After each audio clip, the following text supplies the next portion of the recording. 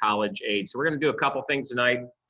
We're going to go through a little bit about the economics, about how we save money for the long term. I also like to introduce myself. I'm Mike Seibert, 1847 Financial. This will be my 31st, September 25th will be my 31st year in the financial services industry. And college planning has always been something that, is a very difficult path to follow in my 31 years. And no one really got a good handle of what to do, where to go, what colleges are available, why maybe is a more expensive university cheaper to go to. So we're going to go over all that information tonight. If you'd like to also get some additional information, you can go to my website, destinationretirement.com. We're at 1550 Pond Road in Allentown. Howie Lessel, introduce yourself, please.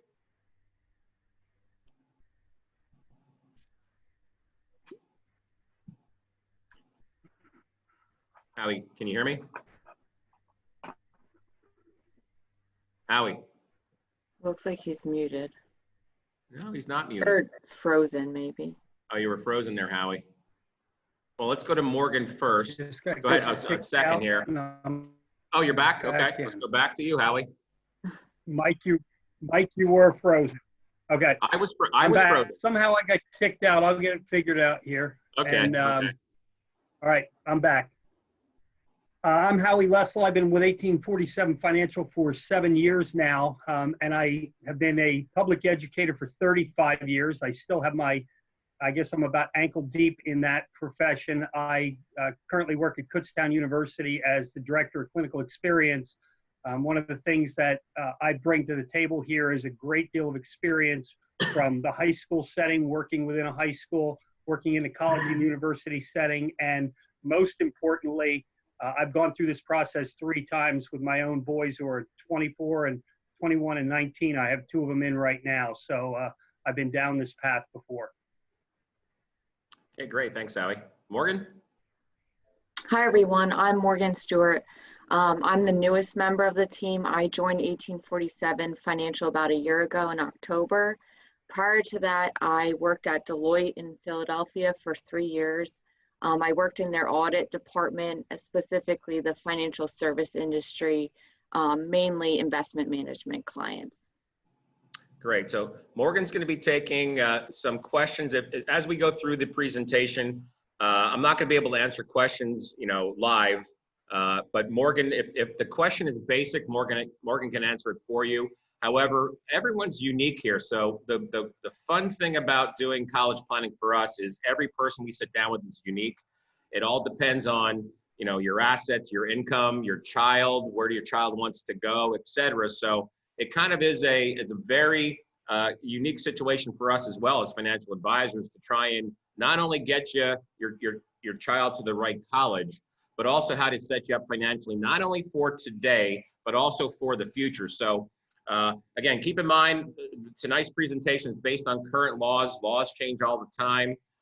It's general in nature. And again, like I said, everyone's situation is unique. So due to this, we do offer a free consultation, which we're going to get into the specifics later on about how to sit down with us for 1 hour. We normally charge $150 for this, but for the folks that are on the webinar tonight, it's a free consultation.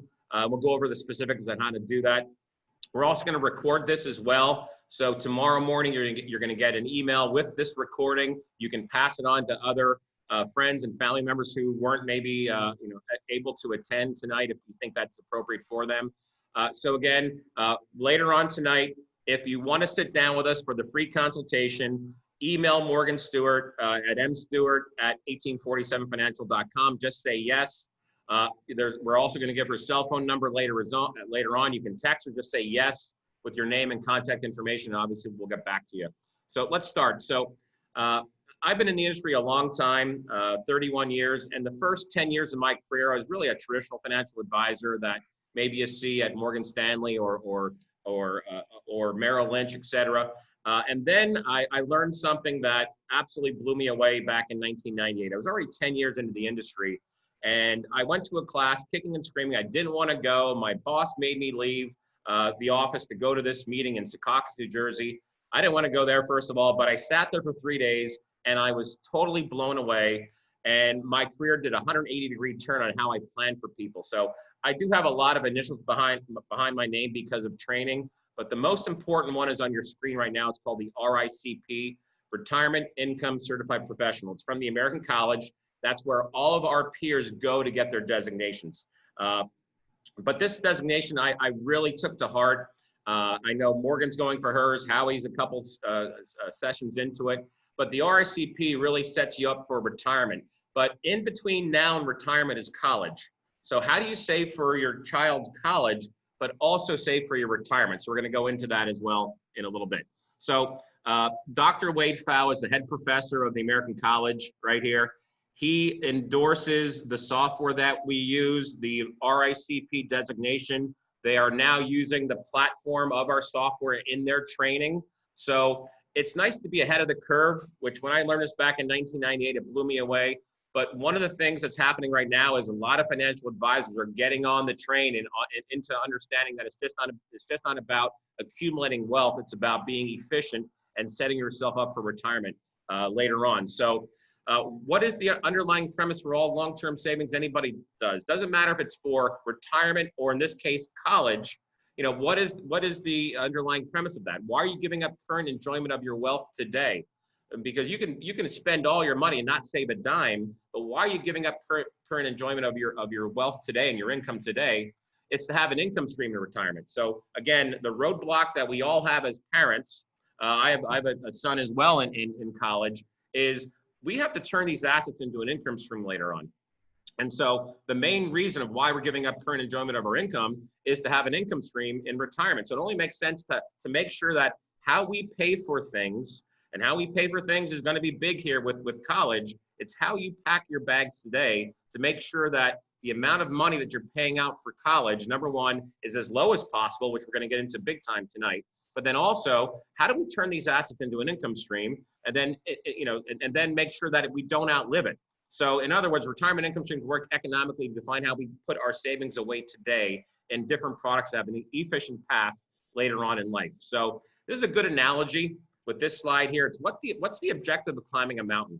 You know, most people think the objective of climbing a mountain is to get to the top, but actually the objective is to get back down safely. So most of the times what people are doing is we're all of us on this call right now because we have kids, and you know, I don't think anyone on this call is retired right now, but the objective of putting money away in pre-retirement is accumulation. But then when you get to the top of the mountain, what do? Well, the rules of the game change. We no longer are putting money into our investment, we're taking money out. So this is one continuous journey, the accumulation rate, and then distribution rate, that's retirement. And I found out back in 1998, and again, I was lucky to be at the right place at the right time to learn this, that the rules of the game change. So understanding how income streams work in retirement is really gonna make sure how you pack your bag today. So here's a little analogy. If you were to climb a mountain, would you get a guide? Of course we would, right? What if that guide said, hey, you know, I'm pretty sure I can get you to the top. I'm pretty sure we can save money in 529s and all these other vehicles for college. But when you get there, I'm not quite sure how to get you back down. Well, that was the boat I was in before I learned this planning system. That's the boat of a lot of advisors are in right now on, well, wait a second, how do we get our clients back down? So if that guide said to you, hey, you know what? I don't know how to get you back down. Would you get another guide or maybe add someone onto the team? So that's the analogy there with the mountain, okay? So here's some economic principles. We all have one growth cycle in life, all right? How we accumulate wealth, how we go along through life and accumulate our wealth. Well, that's called an exponential curve. And the longer you let the money grow, the longer everything compounds. Well, that's nice if we don't have this in between, which is we're going to save all of our money, and then all of a sudden, boom, take it back down to zero and start our growth cycle all over again. So we're going to teach you through our economic principles of how not to start your growth cycle over again. And again, everyone's unique. It all depends on the certain circumstance of how old you are, how old your kids are, etc. But most people on this call, I think, have kids in high school. And again, we're just going to show you now through the planning principles of the FAFSA form and the CSS and et cetera, is imagine if you can do this. Your annual retirement savings can help your college savings, but then the way you save for college could also help your retirement savings. It's kind of a mind melt there, but that's an economic principle that is factual. Going back to that RICP designation, Retirement Income Certified Professional, that designation allows us as advisors to teach you how college won't impact your retirement as much as it will if you don't use these economic principles. Okay, so getting into now what we do on your side of helping you alleviate some of these concerns. So some of the concerns are missing deadlines. Howie is an expert on the deadlines because of the 3 kids. My kid was basically, he was like, Dad, my friends are going to, Bloomsburg. I said, okay, where are you going to go? He goes, Bloomsburg. So that was our, only thing that we really did back when he went to college. Maybe if I knew a little bit more, which now I do, maybe he could have went to a different school. Maybe, again, I didn't want to make mistakes either. And again, all the time involved in that was really just kind of like, all right, kid, where do you want to go? He's like, Bloomsburg. I'm like, okay, go. Because I didn't have a plan either for college. I just said, all right, I know how to, I save money for college and now I'm paying for it. It's not going to hurt my retirement as much as it would in other planning systems. But I didn't develop a plan. He just went to Bloomsburg, which was fine. It worked out great, working out great, I should say. So you don't also want to hurt your child's chances for getting into college, all right? And doing something that, would jeopardize financial aid. And I think if you take anything home tonight is that, again, everyone's unique and there's a lot of financial aid out there. But one thing that we can add to this is we don't want to jeopardize your own retirement just so your kid can go to college. We have a lot of clients that, pay off their debt and then all of a sudden they have to take out debt again. So their mortgage is paid off, their kids have to go to college, and now they're taking out debt again. And they're just in that, they're cutting off their growth cycle. So Howie, you want to add anything to this? No, I see it constantly, that people come in and they say, all right, I've done this, and this, and I'm in this position, but now what do I do? And I think that's the biggest strength is that, people kind of put this together piecemeal and they really don't have a plan going in. And that's really our goal, is to take all the pieces and fit them together and make sure you're maximizing what you're able to do. Okay, so as everyone knows, there's inflation. There's inflation on different baskets of goods and services, but the basket of college expenses are skyrocketing. Usually 7 to 8% every single year with tuition, room and board, living expenses. 4 years can cost between 100 grand and 280 for just one child. Multiply how many kids you have, and that keeps going up and up and up. So, private versus state schools, we're going to go over that on how maybe going to a private school is actually cheaper than going to a state school, right? So how is a family supposed to come up with all this money? Well, there's 5 ways. One is savings, where you have a lot of money and you're like, all right, we did a great job and kid's cool. Second is loans. Well, there's a lot of different loans out there, and if you don't know what you're looking for, they can keep on snowballing and get bigger and bigger and bigger. Scholarship, very small piece, but that's out there. Or go to a cheaper school, because you think that the state school is cheaper, but the private schools, that's out of our realm. We can't afford that. And we're going to show you that maybe through we have an affiliate that we use that they're going to help you take a look at all these different colleges and everything that's available to you. And you may find, in a couple slides from now, you'll find out that maybe a private school is cheaper than going to a state school. The last one, skip college altogether. I don't think, no one's on this call right now because your child's not going to go to college. So savings. So let's talk about savings. I assume everyone has 200 grand burning a hole in your pocket to pay for your kids' college. Well, in fact, maybe about 1 out of 10 of our clients have the money. All right. So if you have the savings, then fine. We recommend still doing the free consultation, because if you don't have your savings in the right place, and this is the sad part about this, is you got to play the game, and you have to understand what the game is all about and what these colleges do. So for example, if you have just $10,000 sitting in a savings account for no reason at all, it's positioned there, that could cost you between $500 and $2,500 of grant money. What we want to show you to do is how to position your assets so you don't miss out on that grant money. loans. There are several different ways to borrow money for college, so some silly questions here, when it comes to borrowing. Would you like to get a tax deduction or not get one? Well, if I can get a tax deduction, that means the government's paying for a little bit of my child's college education. Fixed versus variable, a fixed rate of return versus who knows where, the rates of return are going. Now they're low, but who knows, they could be going up in the future. Interest-free loans or high-interest student loans. So there's some interest-free loans here that, you can get in your child's name, just kind of like going to Best Buy when you're buying something from Best Buy, and they're like going, well, you don't really have to pay any interest until, 4 years from today. Or in this case, same as cash, 4.5 years with certain loans for college. That means you don't have to use your money, even if the money's not earning any interest at all. It's in your mattress. At least you still have liquidity there, okay? So once again, you need to know how to play this game before the game even starts. Anything you want to add, Howie? I mean, one of the important things to look at is the difference between subsidized and unsubsidized loans.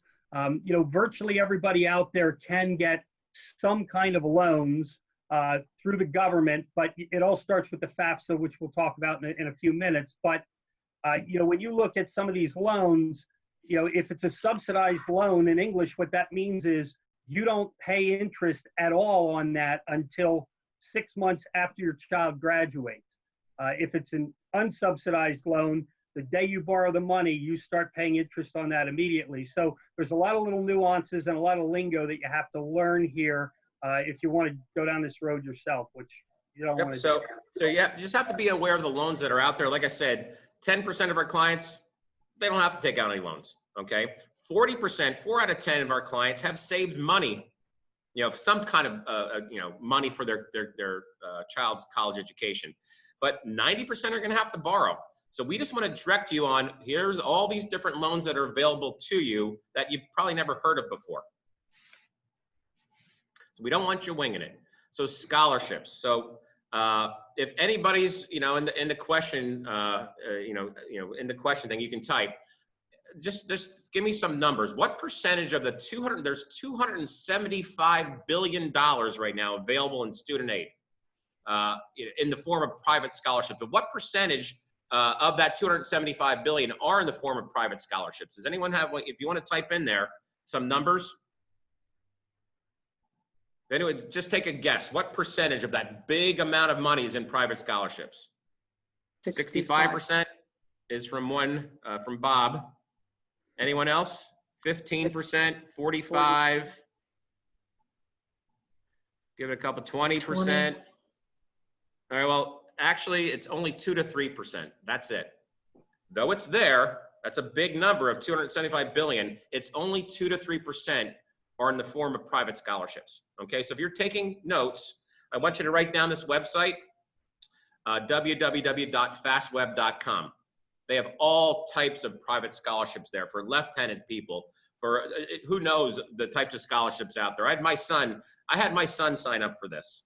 And now I'm getting an email, he's getting an email, but it's just like everyone that goes to Vegas or day trading, you only hear about the winners, okay? So this is the scholarships that that my son and I get. This is a screenshot of a couple days ago. There's a $10,000 Create a Greeting Card Scholarship Contest. There's $1,000 for the month of September scholarship. There's a course here. So all these different scholarships are available. And there's a $2,000 no essay, which my kid goes, well, I can do that one, a scholarship. And I get these every single day. He gets those every single day. And he kind of went, Dad, they're a pain. It's like fine. It's not much money. It's like finding crumbs. All right. But that's new scholarships that are available through FastWeb. So everyone sign up for that. If you can get it, great. I'm not saying, don't try. I'm just saying, let's focus on the big piece here of how to get the most amount of money versus just going after the crumbs. Mike, that's probably the last place you should spend your time. It's not that you can't find things occasionally, but your time is so much better spent looking at the bigger picture. Yeah, that's all the time we're going to spend on that tonight of finding a scholarship. Because we want to show you how to get, instead of $200, let's show you how to save $5,000, $10,000 a year in tuition. So This other one here, go to a cheaper school, skip college altogether. We're not in agreement with this because of the fact of how you know how to play the game before you get in it. Because it's like there's no scorecard at all. You don't really know what's going on. You're just going into this blind, and then you find out what happens at the end. So we don't want to. That's not. We're going to even talk about going to a cheaper school or not going to college at all. All right. So these are some of the myths versus reality on is your family eligible for financial aid? Like a big one is I make too much money. I'm like, well, there's some people I know that make a lot of money that get financial aid.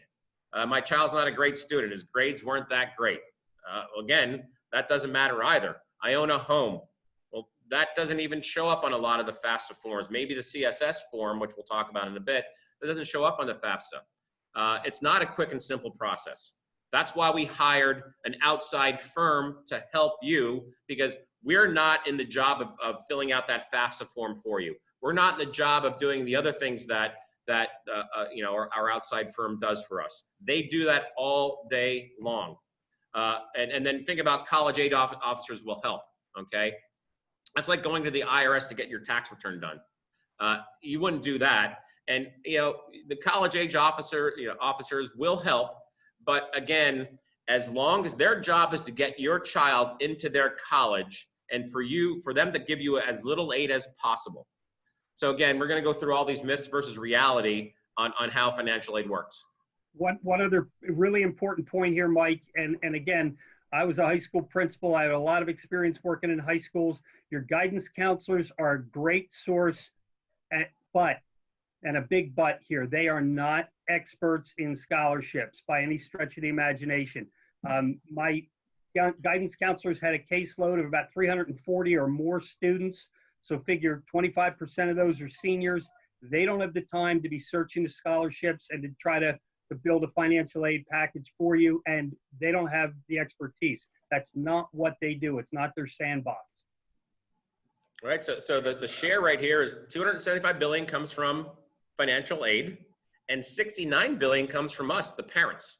So there's a big chunk of money out there. You just need to know how to get it. So the $64,000 question, and if you're going to take notes or a screenshot, which you're more than happy to do, is here's the formula, all right? How does my family get their fair share of aid? So first of all, we have to figure out what the cost of attendance is. And then they're going to give you what is called your expected family contribution. And if that expected family contribution is $20,000, well then that's something that you're going to have to come out of pocket. And let's say the college costs $30,000, you have to pay $20,000, your family need is $10,000. What we want to try and do is switch those numbers around for you so that your expected family contribution is less, all right, and your family need is more. So the cost of attendance includes books, tuition, room and board, etc. Expected family contribution is based on you, the parents, your student's income, we'll talk about that as well, the assets and where they're positioned, which is really important. So if you don't have your assets positioned properly, and again, we're not only thinking about how to position your assets properly for college so you get more family need, we're also going to position your assets to think about, all right, well, the reason why we're saving money for the long term is to create a retirement income stream. I want to make sure your kid goes to college and your income stream in retirement is as big as possible, all right? So again, family need is how much the family is eligible for. Aid is eligible, but again, this is not only getting you, the most family need, the most money possible, but then also thinking about the end game. Hey, we also want to retire as mom and dad. So there's 3 types of families that need proper college funding, okay? Families with total financial need. They're called the category 1 folks. These folks are gonna get financial aid wherever they go to school. However, everything must be done, again, fill out the FAFSA form accurately, get it in on time. They're gonna get the maximum amount of money because of their lower income and they don't have many assets. Then there's category 2. Category 2 are the majority of the people on the call tonight. Folks who are working 9 to 5, they're saving money for retirement, they have some assets here, some assets there. Again, those who will get financial aid depends on what school they choose and where your assets and income are positioned. And again, if they're not positioned in the right places, well, then you're gonna end up paying more. So again, this is something that we do in regards to setting your assets up appropriately, knowing how to play the game, because it is a game, but doing it all, again, on the up and up and all legal. And there's the category 3 folks, all right? These are the folks who think they make too much money, they have too much assets, and they don't think they qualify for any need-based financial aid, all right? Well, they may not. You guys, there's some people on here we can't do anything for, all right, for needs-based, but they still have to go through the same exact process of category 1 folks, category 2 folks, to get the merit-based money, all right? And again, if we can save you not only money on how to get merit-based, but how to save money on your income tax return. So we can save you $5,000 in your income tax return by positioning your assets in maybe a tax-free or tax-deferred type of scenario and save you $5,000. Well, that $5,000 is just like need-based money. It's coming from the government to help pay for your kids' college education. So quick slide, what's the real cost of college? So let me just hover over, a private college and a person who's in a husband and wife in a 22% tax bracket. So if private college costs $140,000, you have to make $179,000 because after tax, that's going to pay for private college. And again, you can see all the different tax brackets and how much public and private and the elite colleges cost and how much you're going to have to make first before you pay for college because of the tax bill that's embedded in the income that you earn. Also, effective tax, this is called lost opportunity cost. That means if you're losing money because you're overpaying, that means that money is not in your pocket earning interest for your retirement. So again, public college costs $100,000. If you could earn 6% of that $100,000, that's a 239. Not only did you give $100,000 to the public college, but you also didn't earn $139,000 of interest during those 15 years. And again, that's called lost opportunity cost. So where to get money for college? 4 main sources: federal, state, college, private sources. Howie? Okay, so obviously the sources of aid are probably the most confusing thing out there. Your federal government typically gives Pell Grants to Category 1 families, lower income, et cetera. There's also work study, which is really an important thing that a lot of people overlook, because let's suppose, a lot of our kids work, and let's suppose your child's a cashier at Target. At the end of the year, Target's going to send them a W-2 for the $5,000 they made. And next year, the college costs are going up because they took the initiative to get that job. They earned the $5,000, but that counts as income, and the colleges are going to look at that. Whereas if they're doing a work study program on campus, it's part of their financial aid, and it doesn't count against them. It's an interesting thing. I don't know how many of you out there had college jobs on campus, but I still work part-time again on a college campus. And somebody works in the English department, and their job is to answer the phone. The phone probably rings twice a week. They essentially are getting paid to do their homework. So that's something that everyone should be looking into. Another thing in terms of the colleges and universities, you get jobs within departments. And if you're a finance major and you go to the finance department and you say, hey, what jobs do you have available? Now you're networking with people that are in the field and are going to help you get a job when you get out. When we talk about the loans, the Stafford and Perkins loans are the ones you're going to hear about the most. And when you fill out the FAFSA, essentially everybody is going to be eligible to take this money out. And this is some of the money we talked about earlier, that it's basically a free loan. If you get that, it's $5,500 the first year, and it increases a little bit each year that your child's in school. But that money is deferred. You don't start paying. So these are subsidized loans. You don't start paying interest on that money until 6 months after they graduate. So that's something that is a lot of people don't take advantage of it because they say, hey, I've got the money, I can just spend the money. But as Mike said, you're blowing up your growth cycle when you do that. So it's something that you really should consider taking advantage. Any loan on top of those, the Stafford and the Perkins, are going to be things that you are probably going to have to co-sign for. And one of the things that could happen, you have to be really careful because you have a lot of Parent Plus loans out there. And what happens, you're going to get tons of information from various companies that I won't name because I don't want to get in trouble, but you're going to get them left and right saying, we'll loan your kid money. The problem here is that they tend to balloon. So if you need money this semester, you take a loan and the interest begins to accrue immediately. And next semester, you take another loan. I told Mike and Morgan, we were prepping a little bit, that I have a client that has 7 separate loans that we have to work with because when they were going through college, they kept taking loan after loan after loan. And there's going to be somebody out there that's going to loan you the money. So these are typically 10-year loans. They tend to balloon, and all of a sudden, you end up paying as much in student loan debt as you do on your mortgage, if not more.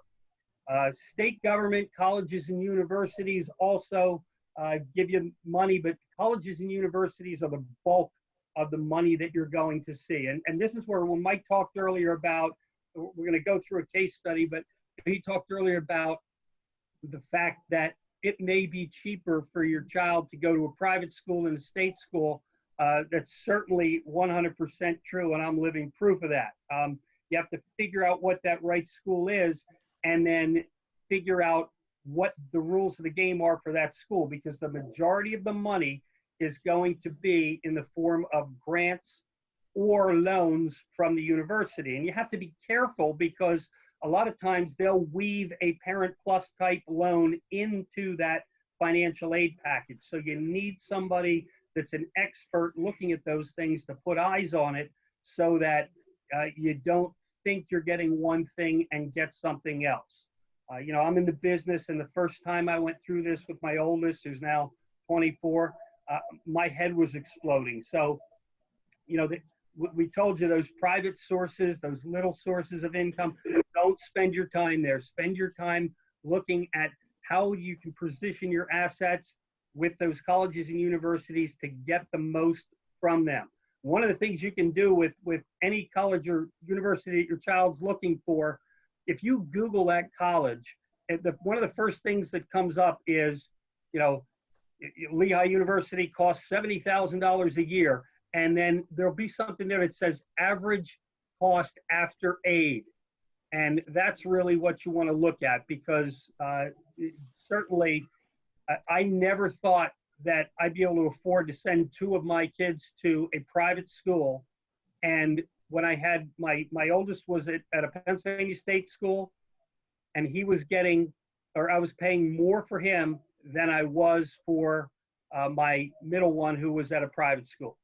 And one sticker price was $20,000. One sticker price was $70,000. So you need to know the rules and you need to pay attention. Okay, good. So this is where you begin. It's get to know the FAFSA form. That's a screenshot of you know, the FAFSA website. Log in, set up your account. First off, you don't get any aid unless you apply. So that means you got to fill out the FAFSA form fully and correctly. And how easy is filling out a FAFSA form? It's not. Easy is not the 4-letter word that comes to mind. It really isn't. The FAFSA it's an extremely complicated form. Now, those of you that are on the call now, and I was in the transition here, but back in the Stone Age when my first one went through, you had to fill out everything directly from your tax return. And now there's an IRS retrieval tool that will, you know, you give it permission to go in and grab your actual IRS return and fill in pertinent information. And that's important, so you know that now the FAFSA information is going to be accurate with your tax return, because these places that they're always looking for discrepancies in what you put on one form versus what you put on another form. And we're getting to that time. I mean, October 1st is, you know, it's like a gun goes off October 1st, because that's when you can submit the FAFSA, and there's a pile of money out there, and that pile of money gets eroded over time. And we're not going to talk about different acceptance points and things like that, but when you make mistakes, you get pushed back, because they may send you something that says, hey, you need to change this, or something here is not jiving. You put something down on this form that doesn't jive with your tax return. So you really have to It's a painstaking process. Those of you that are on this call, and maybe it's not your first rodeo, you know exactly what I'm saying. So if anyone in the chat box, again, a large percentage of FAFSA forms, the free application from it, or for federal student aid, what percentage do you think are submitted that have errors or inconsistencies every single year? So if anyone's out there, just type in what percentage do you think of FAFSA forms are filled out incorrectly? And then again, once they're filled in correctly, now they come back to you, and it's going to get pushed back 4 to 6 weeks, and that pile of money that's available for you starts shrinking down. So got an 80, 70, 60. The last one, most are incorrect. That is correct. So it's about 70. The last time we checked, it's about 70% of FAFSA forms are filled out incorrectly. So that's part of our service for you is through our affiliate, the College Planning Network. If you want to, we're going to go over how we get paid and what the expenses are for you, but you can do as much as you want. If you think you can do the FAFSA form yourself, that's fine. If you want some help, they can do it for you. All right, so we're going to go over what College Planning Network does for you, what they do for us as advisors as well to help you. But again, we don't want these being filled out incorrectly and then pushing this back, and then that pile of money that's available starts to dwindle. So how to apply for aid beyond the FAFSA form is the CSS profile form. So private schools, most private schools want both forms. So now they're going to start asking for more details about your home equity, your income, your expenses, grandparents with 529 plans for kids, etc. So this one is an additional form on top of the FAFSA, and they have to really be exactly the same on both forms, but the CSS profile is going to ask for more detailed information about the family. Mike, there was a question that popped up in the chat, and somebody said, hey, can't you just hit a button and eliminate this problem? And as I indicated, yes, you can load your IRS return into the FAFSA, not the CSS profile. But when you start filling out these different layers, CSS, and then institutional forms, specific forms that the schools may have, you're going to sit there and you're going to go, oh, I can do this. And what you had on your tax return, if there's any discrepancy at all from one to another. So if you're sitting there and you go, well, my kid has $7,000 in their bank account, for example, and you put that on one form, and the other form you put, yeah, I think my kid has about $5,000 in their bank account. Somebody's going to catch that, they're going to flag it, and they're going to start the whole process. It just bogs everything down. Yeah, with the CSS, there's fees for the CSS. There's a registration fee. So it's not free like the FAFSA form is. And then there's also, depending on the school, their own forms that they have to, all three of them have to be consistent with all the other forms. And again, if there's one thing off, maybe by $50 or whatever, it just blows everything up. So if you own a business, there's also additional forms. If someone's divorced, and again, we see this happen a lot, is if there's a child who's going to a college, and the husband and wife are divorced, sometimes they put both of their income on the FAFSA form, when that doesn't have to be. It's who the child stays with the majority of the time. That's the only income that needs to go on the FAFSA form. So again, that's real important. And one other piece of that is, and this is where it starts to get complicated, there's a step parent involved. So the child lives with mom and stepdad, and if they put all three incomes down, they're going to count that. If they don't put stepdad's income down, even though it's not his biological child, because he lives with them, his income counts. It's really confusing. Yeah, so this is real important. Some schools, that your child applies for, you're going to be surprised that they may meet 100% of the need, where a state school, maybe they're only going to get 30 to 50% of the need. We're going to go over an example in that. Again, you must know all these statistics before you apply. It's real important to do this before you apply. That's why this makes expensive private schools cheaper than some state schools. So here's an example, okay? So over here, Lehigh University, and this is just an example. I don't know the exact cost of this, but this is something that is in the ballpark where Lehigh costs $65,000 for the year. The expected family contribution is $7,878, all right? There's a need of $57,966. Well, school A, Lehigh University, meets 100% of that need. So that's it. All you have to pay is $7,878 for Lehigh, because you're meeting 100% of their needs through gift aid and self-help, which is some loans or work study. But again, Lehigh costs $7,878. Kutztown, great school. But again, you look at these two, and as a parent, you're like going, there's no way we can afford Lehigh. Let's not even look at it, because Kutztown's cheaper. That's at least in the ballpark. So you apply to Kutztown, your expected family contribution is the same, $7,878. The need is $17,552. Kutztown meets 55% of that need, $9,653. So you're still about $7,900 short between gift aid and self-help. So not only are you going to have to pay the $7,878, but the unmet need of $7,899. So Lehigh costs $7,878 over here, or Kutztown costs $15,777. So again, that's something that, you know, we'd love to see happen with a lot of folks on the call here, is going, maybe we should start applying for that. And if you're looking at a university, so for example, your son or daughter is dead set on Penn State, and that's the only school you put on the FAFSA form, all right? And Penn State sees on your FAFSA form that you only listed one college, that's it, because that's where they always wanted to go to as a kid. Well, if Penn State gets that, they're like gonna go, well, there's no other colleges listed on here, we got this one.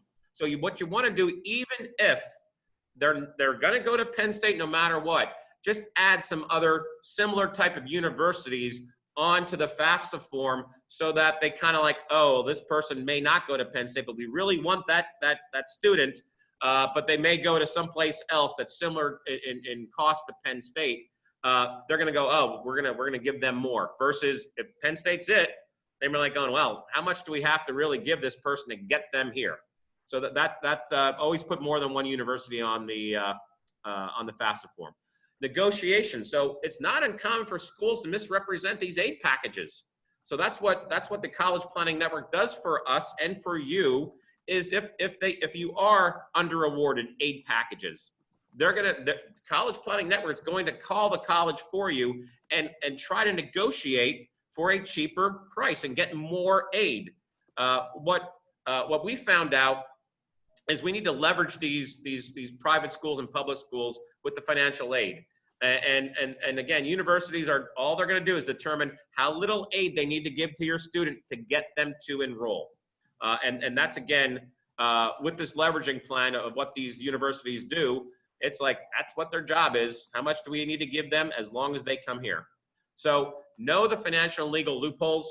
You know, it's perfectly legal and ethical to make sure you know how to play the game before you step up to the plate, all right? It's the same principles that CPAs use to get us, you know, when they do our tax return. We just don't want to overpay the IRS. Well, I want to know all the things I can do to pay the IRS the least amount of money based on what's legal. Well, that's the same thing as applying for a college. Let's make it perfectly legal, and let's try and get as much money as possible, all right? Because you may get thousands of dollars more by knowing the rules that you don't understand right now. So not knowing the loopholes, not too much. Knowing the loopholes, just like filling out a tax return, you may get a lot more aid. And one of the biggest things, Mike, one of the biggest problems people have is when they get that aid package the first time they go, it's the school they want to go, they go, woohoo, I got this. But you don't know what that is. You don't know whether that's good, whether that's bad. And again, if you try to do that leveraging on your own, it's not the easiest thing in the world to do. They will adjust those things if they're appealed, or if we have people negotiating on your behalf that say, hey, look, they want to go to Lehigh and Lafayette's offering them, $5,000 more, they will negotiate those things down and possibly get you a better package. So here's family A against family B. Exactly. Same income, same assets, same home equity, number of people in the family, number of children in school. Why did family A pay, had an expected family contribution of 28 grand, and family B only had an expected family contribution of 16 grand? That's a difference of about 12 grand, a year. That's close to 50,000 over 4 years. That's because family B took the time to understand how this works, how to play the game, put the pieces of the puzzle together and control how to make sure that expected family contribution number got lower. 529 plans, what are the benefits? I think the only benefit I can see is it's forced savings sometimes, where it's just monthly distributions coming out. But are they cracked up to what they're, what they really are? You're saving you're saving interest if you use it for the university and for college expenses. But here's the real issue with 529 plans, okay, is that they may, if a university sees that, family A has a lot of money in 529 plans, and the same thing, again, with maybe the CSS and the grandparents having money in there, that money may count against you for financial aid, where another person has the same amount of money, but it's in a different type of product or strategy. And, that's the real issue with 529 plans is it's a great way to save money, but then, either if it's going to be counted as an asset or it may be counted as income as well. All depends on, is it the FAFSA form or the CSS form. So again, you may not get as much aid as you would like to get because these 529 plans are hurting you with financial aid. So, here is taken from the CSS profile, section Q. This is number 521. Enter the total value of assets in 529. Number 523, estimate how much you're going to pull out in 2020, 2021. This is going to hurt you, all right? So 529 plans are nice to have, but maybe you want to start getting rid of them now because there's some new rules that popped up that allow you to do that. So 529 plans are not right for everyone. We need to make sure that they don't hurt you on financial aid. So do you know all the laws? Do you know all the amendments now? The College Cost Reduction and Access Act of 2007, the America's Opportunity Tax Credit, the new one, the CARES Act that just came up. You need to understand what these laws are and how they can help you. So here's the CARES Act. Real quick, the CARES Act temporarily suspended, student loans. People have student loans right now. You don't have to pay them right now, all right? You're in forbearance until December 31st, 2020. That means you don't have to pay them. Then they're not earning any interest. All right. For those with the Public Service Loan Forgiveness Program, the CARES Act allows you to work full time and qualify for a qualifying employer during the forbearance period to receive credit towards the Public Service Loan Forgiveness Program. So again, this is if you're following the PSLF guidelines. You should begin repayment back on your loans October 1st, which is coming up. So you have to understand what that all means. And then unfortunately, private loans are not eligible for the same forbearance. You're probably gonna have to go back to the person or the institution you borrowed money from and see if they're offering any type of pandemic exception. So the CARES Act is real important to understand how that works and how to benefit from it, all right? 529 plans, room and board, refunds. So, my son came back from Bloomsburg. He was there for 2 weeks, all right? And if I used all my money from, which I don't have a 529, and I don't believe in them. But if I had all my money in a 529 plan, I took out $30,000 from my 529 plan to pay Bloomsburg. And all of a sudden now, because there's no room and board, I'm gonna get money back. I need to put that money back into my 529 plan, because if I don't, that money, they refund me, let's say it's 15,000 bucks. Income tax is a 10% penalty, and it could be owed by us because of these reimbursements we're getting back because of COVID. Get maximum money for college under, it's confusing and complicated. It's no easy task. So Howie, you want to go anything on here? I'll do the last bullet point. Yeah, I mean, essentially, the tax provisions, the amount of aid you qualify for, taking advantage of the credits and things, it all comes down to looking at the whole picture, as we've been saying, stressing all along, and saying, all right, if we do this, what does it do to that? Because, it's all like a seesaw. If you're putting something on one side, it's going to affect something somewhere else. So, in terms of where am I going to get this money from? All right, a lot of people say, well, do I refinance my home? I had a very good friend who retired from a local school district 2 years ago. And I see him at breakfast a couple times a year. And he said, hey, my house is paid off. And he has kids going in college. And he said, my house isn't paid off anymore. He said, I had to take out a mortgage on my house, and I had it all free and clear because we didn't have any other way except to use the equity in our house. And maybe that's a good idea, maybe it's not. But there are so many questions that come up in terms of what should you do. And Mike, you're going to talk about the 401ks. So yeah, so we have about 10 minutes left, so I want to get through these slides, but this is real important. IRAs and 401ks, they're retirement vehicles. However, I have a client who all he has is money in a 401k, that's it. And he was trying to get money out of that to pay for college. Well, if it's a 401k and you take money out, there's a 10% penalty for early withdrawal, because that's how 401ks work.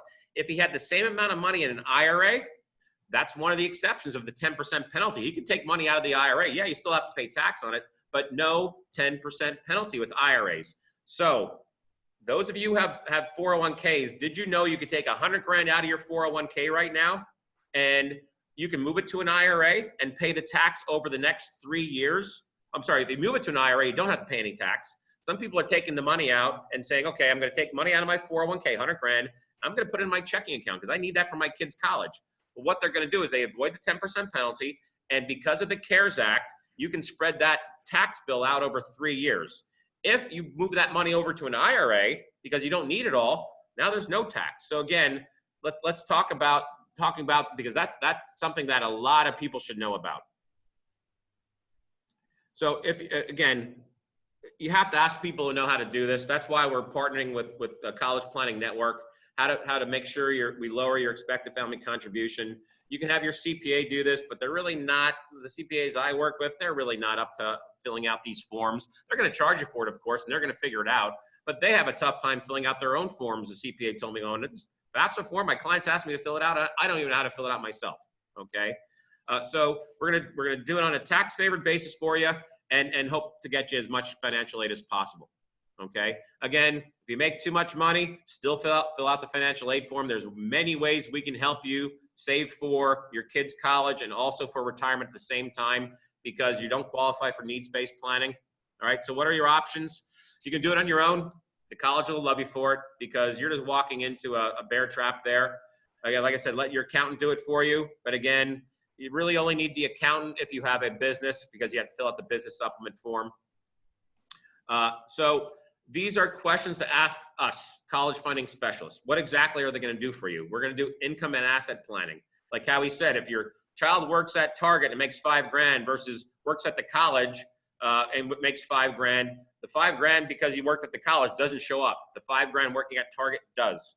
So again, we'll help you pick out the best colleges because it's just not where their friends are going. We'll help you fill out the forms. We'll negotiate with the schools, all right? Do these other college funding specialists offer guarantees? When should you start planning? Like Howie said, pretty fast, October 1st. And then what's the next step? So our mission is to eliminate the administrative nightmare for you, integrate a sound financial plan in the background to complement not only college, but also retirement, to make sure that you get the financial aid. I don't want to jeopardize your retirement. There are so many things we can do with proper planning to help you retire the day you want to retire, versus a lot of clients go, man, you know, our kid's going to college. It looks like we're going to have to work another 5 years. Well, what if that didn't have to happen because you understand how to execute the plan? So our guarantee, 100% guarantee, you know, that's why we want you to come in and sit down with us. We're going to show you how this works. We're going to show you the different levels of things you can do with us. Again, if it's, you don't have to do it all, or if you want to do it all, we're going to give you the different prices on that. If you're not thrilled for whatever reason with what we do for you, we're going to give you all your money back. No hassles, no hard feelings. There you go. If you're not happy with us, we stand behind everything that we do 100%. All right. So our guarantee to you, we'll do income and asset planning to get you as much EFC as possible. Help your kid pick out the right school, because if they don't pick out the right school, the average time period in college right now is 5.8 years. And a big reason for that, because the kid didn't pick the right school in the beginning. All right. We'll help you fill out the financial aid forms if you like. All right. We'll help you with that as well. We'll also interview your student, give them access to student positioning. The things your student says to you are different from what they say to us or our affiliate with College Planning Network. Okay. We're going to negotiate on your behalf as well, create a personal plan to have, again, the lowest out-of-pocket expense possible, and we're going to do it in a timely manner. All right. And again, that's our guarantee. If you're not happy with our services, we give all your money back, 100%. So ask yourself these questions. Don't you want to know how to play the game before the game starts? What your financial aid package looks like before you apply? That's what we can show you. And if there's any other strategies that you can take advantage of now to make this less stressful for you. So if you're interested in this right now, please write down or take a screenshot of Morgan's going to be taking all the emails tonight from you. All you have to do is email her yes with your contact information. You can call her, leave her a voicemail that says, yes, we want to set up a meeting with you. All right. Normally the people that we, again, this is our first Zoom meeting doing this. Normally we're sitting, I do my seminars at either a hotel or a college. We're filling out seminar evaluations forms. We don't have that right now. So Morgan's going to take your call or get an email saying, yes, we want to sit down for the free consultation. These are the requirements to sit down with us. From tonight, we would like that meeting scheduled 3 to 4 weeks from today. If married, we would like to have both parents present. Okay. We just want you to schedule the appointment this evening. Let it be at a diner. Let it be at our office. Let it be at your house. Let it be in a meadow where we're 6 feet apart with masks on. We don't care. Again, it's a free consultation. Again, this is normally we charge through College Planning Network. We usually charge $150, but we will waive that fee this evening. All right. So one of 3 things going to happen tonight. All right. You're going to get a lot of additional information that you're looking for, so you can do it yourself. That's cool with us. You may want to decide to handle part of it. Well, then that's going to be obviously something that you can do as well. Or you may want to going, hey, you know what? If you guys can save us money, that's well worth the price we pay for admission to get this stuff done. So this is real important. Did you know our average family receives through College Planning Network, our family receives about $19,000 per year in college aid. All right. Our appeals expert team increases the average of under-awarded financial aid by about $5,000 a year. College Planning Network and ourselves, through them, we have worked with over 822 colleges across the country, including every Ivy school. That's all they do. This is something they do for a living. You as parents don't, especially if you're filling out, for your first child. All right. So let's develop a plan. A fool with a plan is better than a genius with none. I'm pretty genius on when it comes to helping you guys retire. That's all I do. What we want to do with Howie and Morgan as part of the team is take the parents who think that they're never going to retire and give them the opportunity to see the light at the end of the tunnel. So again, request an appointment now. There's a cute little, as Howie says, a cute little cartoon here about, how to do financial planning and tell your kids what to do. But again, thank you everyone for your time. Contact Morgan now through the email, mstewart@1847financial.com. Call her cell at 610-844-7734. If anybody has any questions, you can ask them now. Howie, you want to add anything, Morgan? No.